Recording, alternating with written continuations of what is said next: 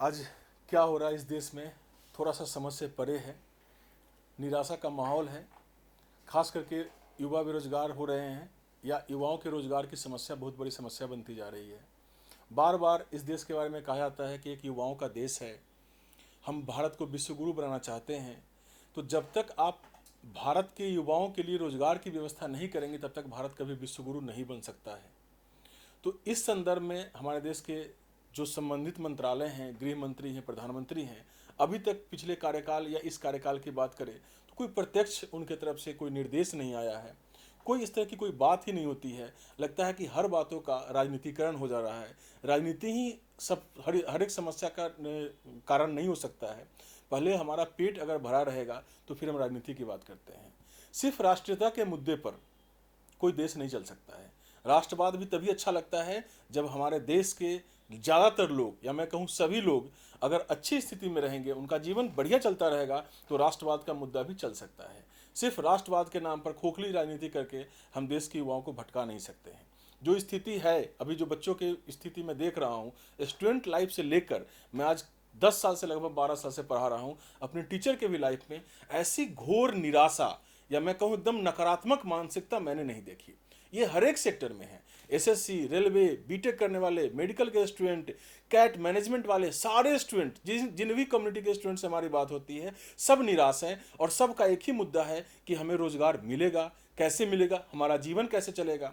इसका एक और प्रभाव क्या होता है कि अगर घर का युवा बेरोजगार है और वो निराशा के माहौल में है तो आप बिल्कुल भी उम्मीद नहीं कर सकते कि उनके माँ बाप खुश होंगे। मतलब एक परिवार भी निराश है, और परिवार निराश है तो एक गांव निराश है, एक समाज निराश है। और अगर समाज निराश होगा तो कभी भी आप विश्वगुरु बनने के बारे में सोच नहीं सकते हैं। अभी जो स्थिति चल रही है, जिसमें अभी खास करके मूवमेंट की अगर मैं बात करूं तो हम लोग एसएससी, रेलवे, खासकर जो एनटीपीसी की परीक्षाएं होती हैं, उन परीक्षाओं को लेकर काफ़ी चिंतित है। सबसे बड़ी दिक्कत क्या आ रही है कि परीक्षा की प्रक्रिया काफ़ी लंबी हो जाती है, समय पर रिजल्ट नहीं आता है, फॉर्म कब भरा दिया गया पेपर का कोई निश्चित नहीं है, और जब तक कोई डेट निश्चित नहीं होता है बच्चे एनर्जेटिक होकर के काम करना शुरू नहीं करते हैं। और अगर एनर्जेटिक माहौल में, पॉजिटिव माहौल में काम नहीं करेंगे तो नकारात्मक बातें ही करेंगे, और इस नकारात्मकता का इफेक्ट और भी बहुत तरीके से समाज झेल रहा है। जब छात्र नकारात्मक होंगे तो इसका समाज के हर एक पहलू में इफेक्ट दिखता है, जो आज के माहौल में दिख रहा है। तो क्या लगता है सर, किस तरीके का माहौल है और कैसे इस सब से बाहर निकलना चाहिए, क्या होना चाहिए? सर, आपने सारी बातें बिल्कुल ठीक कही। ये वाकई बहुत दुर्भाग्यपूर्ण है कि अपने आप को युवा शक्ति कहने वाला देश का युवा वो इतनी बदहाली में अपना जीवन गुजार रहा है, इतना भविष्य को लेकर मतलब वो बहुत चिंतित है, मतलब उसको कुछ भी क्लियर नहीं है कि क्या होना है, नहीं होना है। ऐसे में जो सरकारों का जो व्यवस्था का मतलब आंख मूंद लेना है एक तरीके से, वो बड़ा दुखद है। लोकतांत्रिक देश में जनसंख्या जिम्मेदारी होती है इस व्यवस्था की, और ऐसे में कोई आउटपुट निकल के नहीं आ पाना, ये वाकई बहुत इसकी आलोचना की जानी चाहिए। सरकारों की अब ठीक है, टेक्निकली सरकारें बड़ी सारी बातें कह देंगी, नहीं साहब हमारे पास नंबर्स ऑफ स्कीम्स हैं, बहुत सारी योजनाएं हमने निकाली हैं रोज़गार के लिए, लेकिन वो ज़मीनी स्तर पर दिखता नहीं है। ठीक है, 2017 में एक एग्ज़ाम आप अनाउंस करते हैं, 2020 ख़त्म होने को आ रहा है, कहीं उसका कुछ चीज़ें नहीं हैं। आप एक परीक्षा अगर ठीक सुनियोजित तरीके से नहीं करा सकते, वैकेंसी अनाउंस होने से ज्वाइनिंग तक के बीच में इतना लंबा, बेवजह इतना लंबा, तो वो कहीं ना कहीं हमारी अपनी प्रतिभा पर प्रश्न उठाता है। एक तरफ जहां हम ग्लोबल इकोनॉमी को लीड करने का दावा करते हैं, सपने देखते हैं, जीडीपी को डबल नंबर्स में ले जाने की बात करते हैं, विश्व गुरु, आपने कहा विश्व गुरु बनने का दावा कर रहे हैं, राम राज्य जैसी चीज़ें हम बात करते हैं, तो ऐसे में ये बहुत बेसिक चीज़ें ना कर पाना ये बड़ा दुर्भाग्यपूर्ण है। यहाँ वाकई जो आपने कहा कि हताशा है, और ये सरकारों को ये बहुत जिम्मेदारी से समझना पड़ेगा कि हमारे देश में प्रतिभा की कमी नहीं है, लेकिन तेज़ दिमाग और ख़राब किस्मत, ये बहुत ख़राब कॉम्बिनेशन है। ये समाज को बहुत गलत तरीके से लेके जाएगा। सरकारों को जिम्मेदारी लेनी है कि भारत को सीरिया ना बना दे, ठीक है, वो अफ़गानिस्तान ना बना दे। हमारे युवा कुछ विकल्प ढूंढना ना शुरू करें कि साहब इस ये जो करियर हमने प्लान किया था इधर तो अब कोई संभावना नहीं है, तो अब हमको कुछ और विकल्प ढूंढने हैं जो कानून सम्मत नहीं है। तो ये उनके अपने जीवन को जो तबाह बर्बाद करेगा करेगा ही, समाज को, देश को बहुत नुकसान पहुंचाएगा। सरकारों को इस बात की जिम्मेदारी लेनी चाहिए सर। मुझे लगता है कि बाढ़ इसका सबसे अच्छा उदाहरण है कि अगर नदियों के पानी को व्यवस्थित तरीके से आप खेत तक पहुंचाते हैं तो खेती अच्छी होती है, किसानों का जीवन अच्छा होता है। लेकिन अगर वो अनियंत्रित हो जाए तो बहुत बड़ी तबाही का कारण बनता है। अभी हाल ही में सबने देखा है बाढ़ की क्या स्थिति है। यही स्थिति सर ने जैसे कहा, भारत कहीं सीरिया ना बन जाए या सीरिया बनने की तरफ ना अग्रसर हो, ये बड़ा दुर्भाग्यपूर्ण होगा। हम लोग सपने में भी नहीं सोचेंगे कि ऐसा हो। लेकिन युवाओं की शक्ति, युवाओं की ऊर्जा, एनर्जी, इनको चैनलाइज करना सरकार की जिम्मेवारी होती है। सबसे बुरी स्थिति ये हो गई है ना कि आजकल कोई भी मुद्दा उठाया जाए उसका एक राजनीतिकरण हो जाता है, और राजनीतिकरण होने के बाद जो सरकार की तरफ से रिस्पॉन्स आता है वो बार बार पिछली सरकारों से कंपेरिजन होता है। अगर पिछली सरकारों को लोकतंत्र के माध्यम से, वोट के माध्यम से हमने हटाकर आपको मौका दिया, तो इसलिए नहीं मौका दिया कि आप पिछली सरकारों की विफलताओं को हमें बताइए। हम लोग पढ़े हैं, हम जानते हैं पिछली सरकार विफल कहाँ कहाँ रही है, तभी आपको मौका दिया गया है। आप कम से कम ऐसा न करें, और आप जितने संबंधित लोग हैं, जो मंत्रालय से जुड़े हुए मंत्री हैं, खासकर गृह मंत्री और प्रधानमंत्री की मैं बात कहूं, उनको आगे आकर कम से कम बताना पड़ेगा, विश्वास दिलाना पड़ेगा। आप बोलते हो सबका साथ, सबका विकास, सबका विश्वास, और विश्वास की ही घोर कमी होती जा रही है। खास करके मैं फिर से रिपीट करता हूं, युवा वर्ग में विश्वास की बहुत ज्यादा कमी है। और युवा वर्ग जब किसी को बनाता है तो उसको बिगाड़ने भी आता है। जी बिल्कुल, वो बिगाड़ भी सकता है। यहाँ से एक चीज़ मैं और कहूँगा कि जैसे आप जिन विकास के दावे करते हैं, ठीक है, उनसे उनसे इनकार नहीं है, लेकिन वो बड़ा लंबवत विकास है, ठीक है, वो बड़ा वर्टिकल है। हमको हॉरिजेंटल चाहिए, ठीक है। वो पहुंच ही नहीं रहा लोगों पे। किसी एक के विकास है वो देश का विकास नहीं। जैसे मैंने कहा कि आप देखिए, देश की 73% वेल्थ 1% लोगों के पास है। ये कैसा बंटवारा है? एक लोकतांत्रिक देश में जहां जनता की सहभागिता सरकार बनती है, आपकी सरकार इतनी मतलब जनता के बहुमत से चुना है आपको, ठीक है, भरोसे के साथ चुना है। ऐसे में अगर हमारे पक्ष में चीज़ें आती हुई नहीं दिखेंगी तो ये बड़ी दिक्कत होगी। संवैधानिक पदों पे बैठे हुए लोग गैर जिम्मेदारी से जवाब देते हैं, ठीक है। अगर तमाम सारी जो इकोनॉमी की हालत है, आप देखिए जीडीपी हमारी -24% हो गई, ठीक है। वो कह रहे हैं ये एक्ट ऑफ गॉड है। एक्ट ऑफ गॉड तो अभी से आपने मार्च से रिकॉग्नाइज करना शुरू किया है, ठीक है। हालत तो उसके पहले से खराब है। बेरोजगारी की जो स्थिति है, 2017 की वैकेंसीज नहीं आ रही। ऑलरेडी ऐसा कोई डिपार्टमेंट नहीं है आपका जहां वैकेंसीज ना हो, ठीक है। कहीं कोई ऐसा डिपार्टमेंट नहीं। क्या किया उसके लिए, ठीक है। उन खाली पदों, स्कूलों में शिक्षक नहीं है, हॉस्पिटल्स में डॉक्टर्स नहीं है, पुलिस नहीं है, हर जगह कोई डिपार्टमेंट आप नाम ले लीजिए, वहाँ भर्तियाँ नहीं है। तो ये आपको संकोच नहीं लगता इन सारी चीज़ों में, ठीक है। यहाँ लोग विकास कर रहे हैं। अंबानी साहब आप चौथे नंबर पे के अमीर हो गए, मुबारक हो अंबानी साहब, ठीक है। लेकिन इस देश में केवल व्यवस्था ऐसी नहीं चाहिए, एक ही अंबानी चाहिए, बाकी लोगों के लिए वो व्यवस्थाएं क्यों नहीं है? आप इक्वल अपॉर्चुनिटी की बात करते हैं कागज़ों में, वो ज़मीन पर कब दिखेगा? हमारे बच्चे को, हमारी चीज़ों को, युवा को कब लगेगा कि नहीं साहब हम भी उसी दौड़ में हैं, हमको अपनी प्रतिभाओं पर काम करना है। आज बच्चे अपनी ही प्रतिभा को लेकर कुंठित हैं, ठीक है, कि साहब ऐसा क्या कर दें। तो ये मैं ज़रूर कहूँगा कि जो आंदोलन चल रहा है, आप अपने इंटरनेट का इस्तेमाल कीजिए, आपके पास ताकत है, सोशल मीडिया है, तो अपने विरोध को ज़्यादा से ज़्यादा रोज़ाना 10-10 ट्वीट कीजिए, ठीक है। अपने लोगों से करवाइए, ये काम बना लीजिए कि एक शोर मच जाए चारों तरफ, ठीक है, कि साहब हमारी परेशानी है, सुनो, आंख बंद नहीं कर सकते आप। देखिए, तमाम सारे पॉलिटिकल पार्टी के लीडर्स, अलग अलग मीडिया हाउसेस ने इसको कवर करना शुरू किया। ये आप ही के प्रयासों का परिणाम है। इसको एक नेक्स्ट लेवल पे ले जाना, और ध्यान रखिएगा ये सबका, हर विद्यार्थी का बड़ा व्यक्तिगत आंदोलन है। अपना आंदोलन किसी और के हाथ में मत दीजिए, उसको खुद गवर्न कीजिए। जो भी आपको सपोर्ट करता हुआ दिखे, आप उसको पूरा मौका दें, लेकिन आप अपने आंदोलन से विचलित ना हो और ना ही किसी और को करने दें। लगातार अपनी शिकायतें, अपनी समस्याओं को समझें और समाधान की तरफ बढ़ें।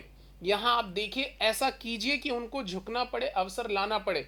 ये यकीन मानिए, जितने भी अर्थशास्त्री और ये सारी चीज़ें आपको कह रहे हैं कि साहब बोझ बढ़ेगा और ये सारी चीज़ें हैं, ऐसा वास्तविकता में नहीं है। बहुत संसाधन है, हमारे पास मुंह एक है, हाथ दो है, ठीक है। बहुत उत्पादन हम कर सकते हैं, तो उतना उत्पादन कर सकते, उतना खाना नहीं हमको जितना हम उत्पादन कर सकते हैं।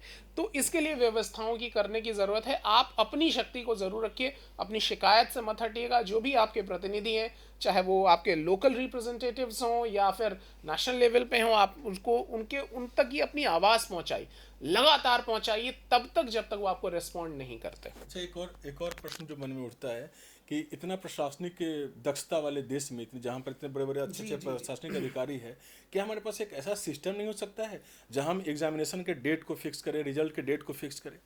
जब भी हम एग्ज़ाम, कोई भी एग्ज़ाम कंडक्ट होता है, उसका एक प्रोसेस है, कोर्ट का प्रोसेस। ये कोर्ट के प्रोसेस में का कारण क्या हो सकता है कि हमारे जो एग्जामिनेशन लेने वाले लोग हैं, कहीं ना कहीं उनसे गलतियां होती हैं, उतनी पारदर्शिता नहीं है इसमें। सर ये सारा खेल मुझे लगता है ये नियत का खेल है, क्योंकि पूरी दुनिया जिसका लोहा मानती है, पूरा कंप्यूटर वर्ल्ड भारत गवर्न कर रहा है, एटॉमिक साइंटिस्ट हमारे हमारे जो इतने सारे साइंटिस्ट हैं अलग अलग क्षेत्रों में, इतनी सारी उपलब्धियां ले रहे हैं, एक छोटा सा एग्ज़ाम कंडक्ट नहीं करा पाए, ये केवल नियत की बात है सर। यहाँ ऐसा आप वो बहुत सारे लोग चुनाव करा लेते हैं, आप तमाम सारे आपको अपनी रैलियां करनी होती हैं, वर्चुअल रैलियां, जंगलों में जाकर टीवियां लग जाती हैं, फिर एग्ज़ाम कंडक्ट। ये प्रतिभा की कमी नहीं है सर, ये केवल बदमाशियां हैं, और सरकार को थोड़ा सा तो शर्म महसूस करनी चाहिए कि ये हमारे ऊपर प्रश्न है कि यार एक एग्ज़ाम कंडक्ट आप नहीं करा सकते। और ऐसा नहीं है कि केवल एसएससी में, क्यों, अगर एग्ज़ाम में होता तो सभी प्रकार के एग्ज़ाम में, क्या कैट मैट में भी ऐसी धांधली होती, क्या सिविल सर्विसेज के एग्ज़ाम में भी आपने धांधली सुनी? वो एक टाइम पे लक्षद्वीप से लेके दिल्ली में देख के अंडमान निकोबार तक एक टाइम में एग्ज़ाम करा लेते हैं पूरे देश में, सिविल सर्विसेज का यूपीएससी ऑर्गेनाइज करा लेती, क्योंकि सिस्टम इज़ देयर। तो आप अपने सिस्टम से खिलवाड़ कर रहे हैं और आप लोगों को जागरूक होना पड़े। ये बिल्कुल प्रतिभा की कमी की वजह से नहीं सर, ये बदमाशियां हैं। गैर जिम्मेदार लोगों को छांटिए, निकाल के बाहर कीजिए, बहुत सारे प्रतिभाशाली लोग वेट कर रहे हैं। ठीक है, इस बात का ख्याल रखना चाहिए। मुझे लगता है कि इसमें जब तक एग्जामिनेशन जो कंडक्ट किया जाता है संस्थाएं, उनके ऊपर कड़ाई नहीं हो, तब तक बच्चों को दिक्कत आएगी। सरकार को इस पर जरूर विचार करना चाहिए कि एग्ज़ाम के प्रोसेस में कोर्ट का हस्तक्षेप बार बार ना आए, क्योंकि कोर्ट के हस्तक्षेप से अगर वैकेंसी ज़्यादा लंबा खिंच जाए तो अगले साल की वैकेंसी को और डिले कर दिया जाता है, और एक उनके पास प्रॉपर बहाना होता है कि 17 का अभी वैकेंसी क्लियर नहीं किया है, अगर 17 का वैकेंसी नहीं तो 18 का वैकेंसी कैसे आए। तो इसके लिए भी वही जिम्मेवार है, वही चीज़, और इसका भी इफेक्ट पड़ता है। मैंने देखा है स्टूडेंट आते हैं कि रिजल्ट आ गया हुआ है, एक स्टेप बचा हुआ है, ज्वाइनिंग परीक्षा पास कर लिए हैं, 6 महीने 8 महीने हो गए, ज्वाइनिंग नहीं आ रही है, घर में बैठ के निराश हो रहे हैं। तो इस तरीके से अगर आत्महत्या कर रहे हैं, हाँ बिल्कुल, अगर इस तरीके से युवा वर्ग को आप संचालित करेंगे तो मुझे तो नहीं लगता है कि भारत को कभी विश्व गुरु बना पाएंगे। भारत को भारत भी रहने दीजिए, कम से कम हमारे भारत को भारत रहने दीजिए। जब हमारा भारत रहेगा तभी हम धीरे धीरे विश्व गुरु बनने की तरफ अग्रसर होंगे। तो मेरा आप सबसे निवेदन है कि आपका मूवमेंट बिल्कुल सही है, लेकिन हाँ, एक टीचर के रूप में मैं एक और बातों पर ध्यान दिलाना चाहता हूँ। हम सब मिलकर के बता रहे हैं आप लोगों को कि आप ऐसा नहीं कि अपना सारा समय इस मूवमेंट को दीजिए। कोरोना काल में ये तो है कि फिजिकली अपीयरेंस मुश्किल है, तो आप अपनी तैयारी मत बंद करिए। अभी भी एसएससी की कई सारी वैकेंसी है, जो डेट एग्जाम अनाउंस कर दिया गया है, अक्टूबर नवंबर में कई सारे पेपर होने वाले हैं। और अगर ये सब कुछ ठीक ठाक रहा जैसा सब सोच रहे हैं, मैं अगर सब तो हटा लेता हूँ, वापस ले लेता हूँ, तो सरकार बातों को समझ ले, सुन ले, मान ले, तो बहुत सारी अपॉर्चुनिटी आएंगी आपके पास। और अपॉर्चुनिटी में फिर पास वही करेंगे जो लगातार मेहनत करेंगे। तो आप लोगों से रिक्वेस्ट है, आप लोग अपनी तैयारी को बिल्कुल भी मत छोड़िएगा, तैयारी से कुछ समय निकाल लीजिएगा, अपने मूवमेंट को भी नहीं छोड़ना है। अब आपकी जिम्मेवारी बढ़ गई, बेसिकली स्टूडेंट की जिम्मेवारी बढ़ गई। हम लोग तो सिर्फ गाइड कर सकते हैं कि आपको अपनी तैयारी भी अच्छे से करनी है और अपने मूवमेंट को भी अच्छे से चलाना है। और दूसरी एक बात जो मैं समझता हूं कि कभी मन में ये मत रखना कि हम किसी को झुकाने जा रहे हैं।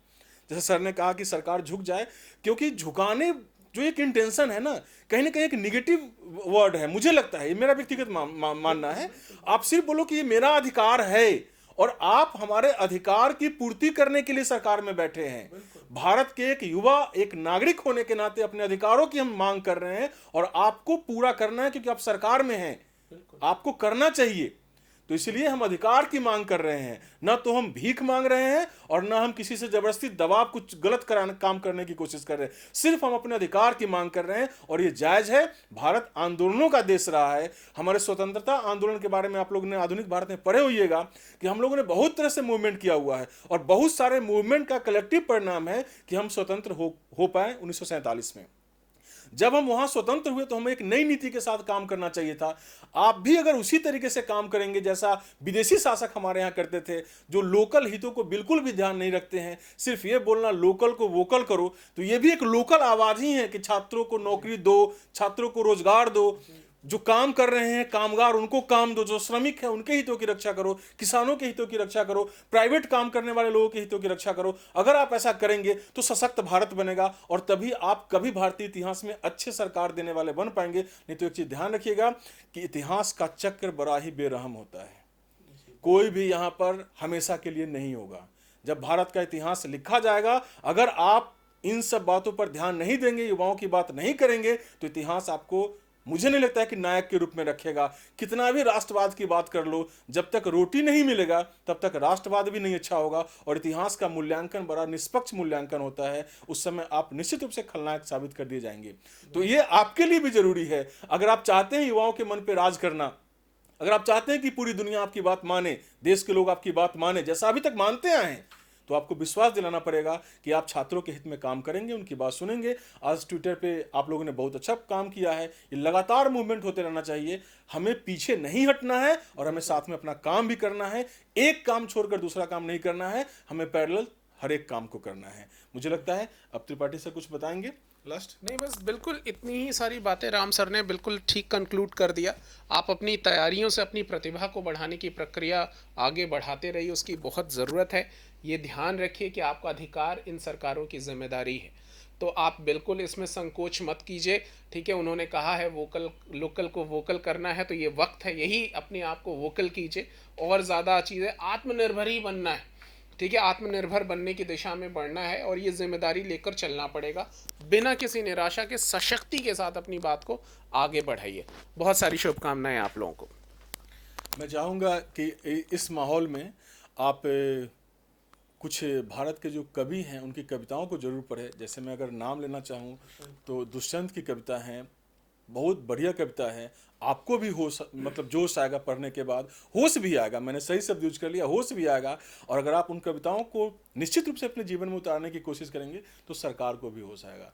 महाकवि नागार्जुन के बारे में देखिए, रामधारी सिंह दिनकर की कविताओं को देखिए कि कैसे सरकार अगर लोगों के हित में काम नहीं करती थी तो इन कवियों ने शब्दों के माध्यम से लोगों की भावनाओं को सरकार के पास पहुंचाने का काम किया। इससे सबकी बौद्धिकता बढ़ेगी, सबका कल्याण होगा। आप सबको बहुत बहुत शुभकामनाएं।